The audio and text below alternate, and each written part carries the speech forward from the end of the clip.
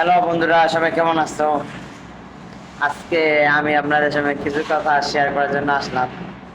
সেটা হচ্ছে আজকে বাংলা নববর্ষর, সবাই ঘোরাঘুরি করতেছে। আমারও ইচ্ছা ছিল যাওয়ার, যে আমিও কথা বলবো, কিন্তু কি বলবো, সংসারে যখন একটা দায়িত্বটা ছেলে মানুষের উপর আসে, তখন মানে সব সুখ সবকিছু বিলীন করতে হয়। আজকে আমার ইচ্ছা শক্তি থাকার পরও আজকে যাচ্ছি না, শুধু পরিবারের জন্য, পরিবারের দায়িত্বের জন্য।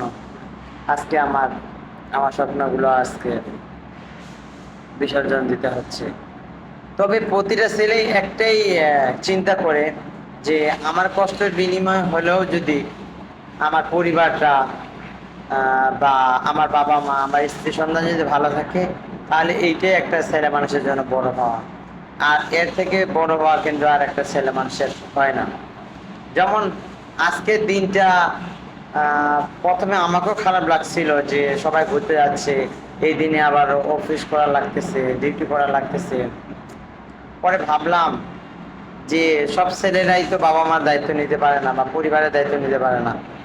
আমরা না হয় বাবা মা বা সংসারের দায়িত্ব নিলাম, এটুকে তো আমাকে স্যাক্রিফাইস করতেই হবে।